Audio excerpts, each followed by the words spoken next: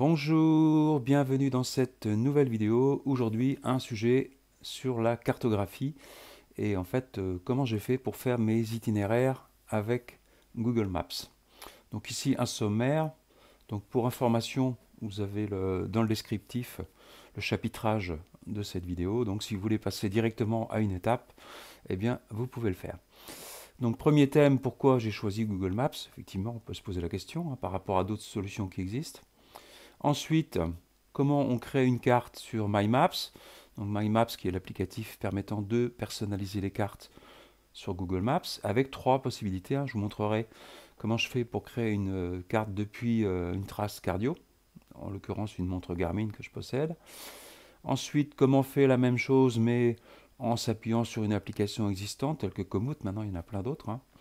Et enfin, à main levée. Et pour finir, last but not least, le dernier mais pas le moindre, comment on fait pour partager et utiliser la carte, pour comment les membres du groupe font pour utiliser cette carte sur le terrain et voire même avant, on va le voir. Bien, alors pourquoi Google Maps? Parce qu'effectivement il y a plein d'autres solutions, des logiciels d'itinéraire, il y en a beaucoup. Tout d'abord, je voulais une application sans installation. Parce qu'effectivement, mon cahier des charges, c'était que chacun des membres du groupe puisse facilement obtenir l'itinéraire sans pour autant avoir installé quoi que ce soit. Deuxième point, je voulais que ce soit une installation, une application gratuite, et vraiment gratuite. Pour là, encore une fois, ne pas obliger les membres du groupe à acheter quoi que ce soit et installer quoi que ce soit. Troisième point, je voulais pouvoir informer les membres qu'il y a un nouvel itinéraire ou qu'on allait faire tel ou tel itinéraire très facilement, soit en envoyant un message, alors par email ou même WhatsApp. Donc vous allez voir comment ça se fait, c'est très simple. Donc là, il y a un besoin de partage et d'information avec le groupe. Quatrièmement, tracer aussi bien en urbain qu'en parcours nature. Ça arrive assez souvent qu'on ait des marches où on part sur un parking urbain, on va dire, et on se retrouve en pleine campagne. Donc je voulais pouvoir facilement le faire et que la trace puisse me guider aussi bien dans la nature que dans des routes bien tracées. Et enfin, dernier point, j'avais constaté ça par le passé, quand il y a des membres du groupe qui se rendent directement au point de départ, eh bien l'idée c'est de pouvoir les guider pour la partie voiture. Donc vous voyez le scénario, quelqu'un décide de se rendre directement au point de départ en voiture, et donc comment faire pour le guider le plus efficacement possible. Donc c'est tous ces points-là qui m'ont fait choisir la solution Google Maps que je vais vous décrire ici. Maintenant, je viens de vous le dire, il y a plein d'autres possibilités, d'autres logiciels qui peuvent faire aussi bien, mais de manière différente. Comment faire pour récupérer une trace de sa montre connectée et la mettre dans Google Maps? Donc là, ici, je suis sur Garmin Connect. Alors, je vous en ferai une explication plus tard. Et donc, dans ces logiciels-là, en général, vous avez ici un menu d'export. Et donc, ici, dans le format GPX. C'est donc GPS Extended quelque chose, ça veut dire GPX. Et donc, c'est ça qu'on va utiliser. Donc, voilà, il met ça dans un dossier téléchargement que je peux voir ici. Voilà, donc voilà mon fichier. Alors tout de suite, si je veux pas me tromper, je peux le renommer si jamais j'ai plusieurs fichiers. En l'occurrence, ici, c'est mon parcours 21, les balcons de Thau. THAU, voilà. Ok. Donc c'est ce parcours-là donc que je vais récupérer. Donc ça, c'est la première partie, c'est la partie exportation. Maintenant, je vais me rendre sur une application donc, qui s'appelle My Maps. Je vais peut-être même faire autrement, je vais le taper ici directement, ça va être plus simple. My Maps, voilà. My Maps. Donc voilà, pour arriver en fait ici, My Maps. mymapsgoogle.com, d'accord. Alors ici, vous arrivez dans un endroit donc vous allez pouvoir créer vos cartes. Vous devez avoir un compte Google. Donc si vous n'en avez pas, eh bien vous pouvez créer un compte Google ici. En fait, on va vous demander une adresse de mail, un mot de passe, et vous allez comme ça utiliser votre compte Google. Donc là, vous voyez, le compte ici que j'utilise, c'est ça, besmarchnardic@gmail.com. Donc à partir de là, une fois que vous avez votre compte Google, eh bien vous allez pouvoir créer une carte. Ce que je vais faire, on crée une carte, voilà. Alors, sans titre, bon pour l'instant il n'y a rien, et ici je vais pouvoir ici importer Et donc je vais parcourir à partir de mes téléchargements, ce que je vous ai montré tout à l'heure là. Alors téléchargement ici, voilà ce que je viens de faire. Toc, voilà. Et là, vous voyez, qu'est-ce qui se passe? Eh bien, vous avez récupéré toute la trace que j'avais effectuée avec mon Garmin. Alors la première chose qu'on fait ici, c'est une trace en nature. Donc je vais changer la nature du sol derrière. Je vais utiliser le satellite. Pourquoi? Parce qu'on marche sur des chemins. Hein, on n'est vraiment plus dans des routes. Donc ça, c'est la première chose. Ensuite, la deuxième chose, je vais changer le titre. Ici, je vais mettre mon titre à moi, 21, les balcons de taux. Donc je vous recommande de faire ça parce que si vous avez trop de parcours avec des noms bizarres, au bout d'un moment, vous n'allez plus savoir ce que c'est. C'est pour ça que personnellement, je les numérote. Alors on peut ajouter une description, mais on verra plus tard que je préfère la mettre ailleurs qu'ici. Voilà, donc ça c'est la première chose. Ensuite, la deuxième chose importante que je dois faire, bon, bien qu'ici j'ai un lieu de parking, bon, c'est parce qu'on part vraiment d'un parking. En général, je vais ajouter une icône ici, un repère, que je mets là, et que j'appelle parking. Voilà, enregistrer. Ok, alors je vais choisir ici le mode l'icône, etc., le style. Je vais prendre un petit P là, voilà, voilà. Alors pourquoi je fais ça? Parce que les membres avec qui j'échange ont l'habitude de ça et ils savent très bien que le P en bleu, eh bien c'est toujours l'endroit d'où on va partir. Bon là ça fait un peu redondance puisque derrière il y en a un, mais peu importe, voilà. Et donc c'est tout. Une fois que vous avez fait ça, eh bien votre carte est prête. On verra plus tard comment on la partage. Donc je reviens ici.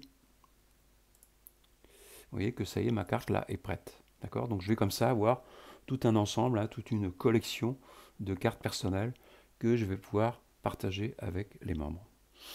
Donc ici, un exemple de récupération de traces à partir de Komoot. Alors attention, sur Komoot, vous devez avoir un compte pour vous connecter, ça c'est une chose. Et ensuite, vous devez débloquer, c'est-à-dire acheter une région, ce que j'ai fait moi. J'ai acheté une région autour de Béziers. Bon, c'est pas très onéreux, hein, c'est quelques euros. En fait, ils ont des cartes qui ne sont pas entièrement gratuites. Bon, ça se comprend, hein. Ne serait-ce que pour maintenir le site. Maintenant, vous verrez des fois quelques sites comme les offices du tourisme, hein, syndicats initiative, qui proposent, là encore une fois, des traces, mais cette fois-ci qui sont totalement gratuites. Donc là, je prends l'exemple d'une trace entre guillemets payante. Je télécharge le fichier GPX. Voilà. Donc ça, c'est fait. L'Ermitage Saint-Antoine, je l'ai fait 2 fois. Et comme tout à l'heure, eh bien, je vais pouvoir ajouter cette trace. Alors, je peux lui donner un certain nom, hein. 22 par exemple. Voilà, je prends là une des deux, puisque je l'ai fait 2 fois. Je renomme ça 22. C'est Ermitage Saint-Antoine.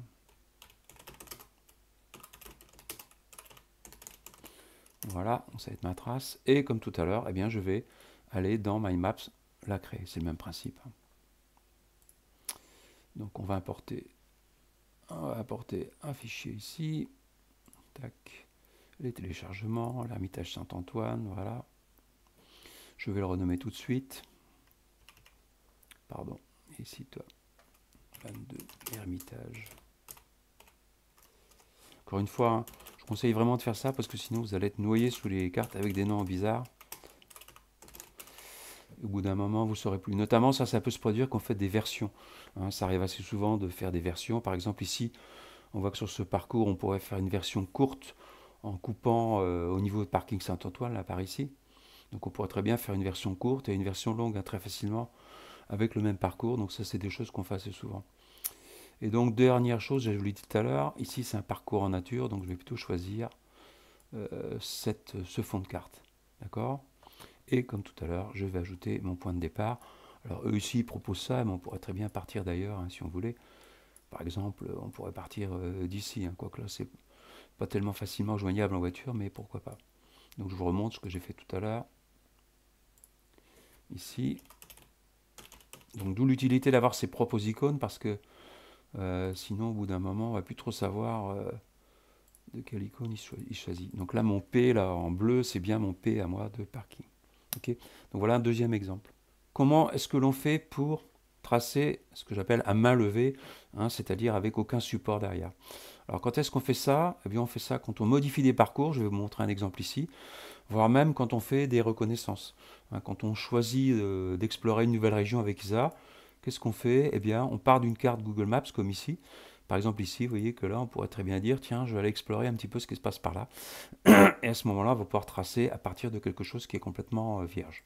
Donc là, je vais prendre un exemple plus simple ici. Je voudrais faire une variante ici. Donc qu'est-ce que je fais? Je prends cette icône-là, ajouter une ligne ou une forme. Et donc je vais ici, vous voyez voir, tracer point à point comme ça mon parcours. Alors au début, c'est pas forcément hyper précis. Pour nous, c'est pas très grave parce que de toute façon, on va retracer en réel avec notre montre GPS. Donc une fois que je suis là, je fais un double clic. Voilà. Ici, je vais pouvoir lui donner un nom, hein, si je veux, variante. Voilà. Enregistrer. Et donc, je vais définir une couleur. En général, je prends les mêmes couleurs. Et aussi une épaisseur de trait. Voilà. Qui correspondent à ce que je fais par ailleurs. Voilà. Et donc, c'est de cette manière-là, vous voyez, que j'ai fait une variante. D'accord? Donc, c'est comme ça qu'on fait pour tracer des cartes à main levée. Alors encore une fois, on n'est pas obligé de faire une précision extrême, hein. L'objectif, c'est d'avoir une idée. En particulier, ce qui nous intéresse beaucoup, nous, c'est les croisements de chemin. Hein, à quel moment on change de place. Donc ça, c'est ce que j'appellerais la trace à main levée. Comment est-ce que l'on fait maintenant pour récupérer le lien de partage? Donc vous allez sur une des cartes, hein, que vous avez créées précédemment. Celle-ci, par exemple. Et là, vous allez partager. Alors, toute personne disposant de liens pour le contenu, oui. Donc, ça, on n'est pas obligé de le mettre. Et donc, vous allez partager sur Drive. Voilà, donc là, peu importe. Nous, ce qui nous intéresse surtout, c'est de récupérer le lien. Copier le lien. Ok, c'était copié. Maintenant, je me rends à l'endroit où je mets mes parcours, hein, ici en l'occurrence Word. Alors, ce lien, on va le modifier. Donc, je vais le prendre, le copier, coller. Plusieurs choses à faire. Première chose ici, c'est qu'au lieu de Edit, on va mettre Viewer. Pourquoi? Parce que Edit permettrait de modifier la carte, ce qu'on ne veut pas. En particulier, quand moi je me partage des liens, même si j'ai l'autorisation de le faire, ça ne m'intéresse pas de pouvoir modifier la carte. Donc première modif, on met Viewer. Je vais vous le mettre d'ailleurs, deux modifs à faire. Question à faire. Premièrement, transformer Edit en Viewer. Edit en Viewer. Viewer en anglais, c'est visualiser, hein, visualisateur, je peux dire. Voilà. Et deuxièmement, vous pouvez supprimer la fin après le et. Supprimer le et USP égale. Sharing. C'est-à-dire que ce qui est là, vous pouvez l'enlever. Voilà. Ici, j'enlève tout ce qui... Pardon. Un problème, c'est qu'il faut faire attention. Voilà, comme ça. Attention, CTRL Z, j'ai enlevé un caractère de trop. Il faut bien faire attention, hein. C'est pour ça que je l'ai mis au-dessus, là, pour vérifier que j'en enlève pas plus. Une fois que j'ai fait ça, je prends ce lien, et je vais faire vraiment quelque chose de propre dans Word. Alors le lien, là, je peux donner à quelqu'un, il va fonctionner, mais je peux faire insérer un lien hypertexte. Et ici, je peux mettre quelque chose de propre. Voilà, ce que je viens de faire. Et là, ici, je mettrai, par exemple, 21, les balcons de taux. Voilà, j'enregistre tout ça. Voilà. Ce qui fait qu'à partir de là, je vais pouvoir dans Word, hein, là je suis dans Word, et bien par un contrôle-clic vérifier que mon lien fonctionne bien, que je ne l'ai pas cassé, donc effectivement c'est ce qui se passe. D'accord?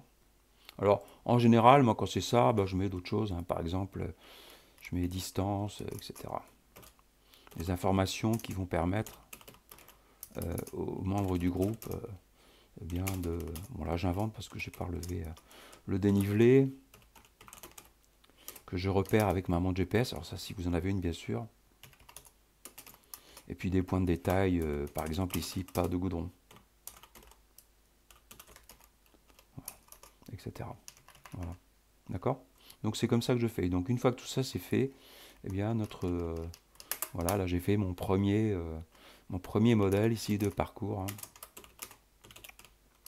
Là je suis en train de me constituer une bibliothèque.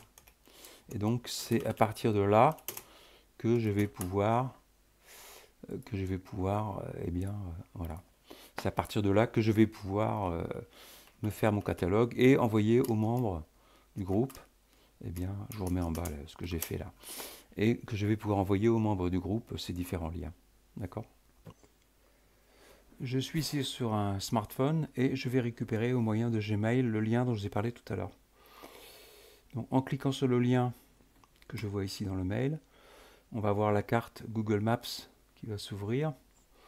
Alors vous noterez qu'elle apparaît en mode rue et non pas en mode satellite. Donc ici je vais changer ça avec l'icône qui va bien, satellite, voilà. Donc effectivement on recentre la chose. Alors ensuite, ce qu'on peut faire c'est chercher l'itinéraire pour rejoindre le parking en voiture. Donc pour ça, je vais cliquer sur l'icône et à ce moment-là Google me propose un itinéraire en voiture. Vous voyez ici 12 km pour rejoindre le point de départ. A noter qu'ici on peut naviguer avec la voiture, hein, puisqu'on a une assistance sonore à la navigation. Donc en fait il vous suffit de vous laisser guider avec la voiture jusqu'au point de départ de la marche. Une fois sur place, on voit ici le point apparaître. Je vais revenir doucement. Alors là, bien évidemment, j'ai fait ça post-production, hein. Le point qui est rajouté, en réalité, il est un petit peu moins gros. Donc il y a un point qui en fait est positionné par le GPS et qui va vous suivre au fil de votre marche. Hein, donc vous avez ici un point de départ, vous avancez et donc vous allez voir que le point se déplace. Alors bien évidemment, quand vous êtes dans les clous, votre point suit le tracé. Si à l'inverse vous éloignez du tracé, ça va faire ce genre de choses. Voilà un exemple typique. Et bien là, en fait, on s'aperçoit qu'on est en train de s'éloigner complètement du tracé. Donc chose qu'évidemment on devra corriger ici en revenant en arrière pour récupérer comment dire, le bon tracé, le bon itinéraire. Donc attention, il faut être assez vigilant, il faut regarder assez souvent le smartphone pour éviter de se perdre. Donc je viens de vous le dire, on doit regarder assez souvent le smartphone, alors qu'on ne connaît pas bien le parcours, c'est un petit peu difficile à faire. Raison pour laquelle j'ai fabriqué à partir d'une enveloppe de smartphone disponible sur les marchés. Oui, c'est assez simple, hein, c'est une enveloppe de smartphone qu'on achète sur les marchés. Et en fait, j'ai utilisé deux petites barrettes en aluminium que j'ai pliées et un morceau de plastique. Alors si vous avez l'œil, vous reconnaîtrez peut-être un morceau de goulotte électrique, hein, que j'ai plié, que j'ai agrafé avec des rivets pop, hein, sur mes barrettes d'aluminium. Enfin bref, tout ça, ça nous permet de regarder régulièrement le smartphone, hein, voire même de continuer à marcher avec les bâtons sans avoir à récupérer dans la poche le smartphone. Alors attention, quelques astuces par rapport à ça. Il y en a deux. Bien penser à diminuer ou plutôt augmenter, pardon, la mise en veille du téléphone. Hein, si se met en veille toutes les minutes, ça va être extrêmement désagréable. Ce serait même à même des fois de ressaisir les mots de passe. Donc première chose, on augmente au maximum la durée d'affichage, hein, donc la mise en veille est éloignée. Et la deuxième chose, c'est la luminosité. Je me faisais avoir au début avec ça. Il faut bien penser à mettre à fond la luminosité parce que sinon, quand vous passez d'une forêt à la lumière, eh bien, vous allez vous rendre compte que votre smartphone n'est plus du tout lisible. Pour le reste, on a marché plusieurs fois sous la pluie avec et a priori, ça ne pose pas de problème. Voire même en saison froide avec les gants. Alors il y a des gants spécialisés maintenant, hein, qui permettent de manipuler un smartphone avec une sorte de petite couche plastique, je dirais, au bout des doigts. Et on peut manipuler le smartphone malgré les gants. Donc ça, c'est bien agréable quand il fait froid. Alors bien sûr, le smartphone, on le quitte quand on a vraiment appris le parcours, hein. Ça concerne vraiment la reconnaissance et puis les premières marches sur ce parcours. Bien, nous arrivons au terme de cette vidéo, donc je vous remercie de l'avoir écouté, regardé. Si vous voulez voir les nouvelles vidéos à venir, n'hésitez pas à vous abonner. Donc on a encore pas mal de choses à vous dire, hein. Il y a beaucoup d'idées encore dans la gamelle à idées.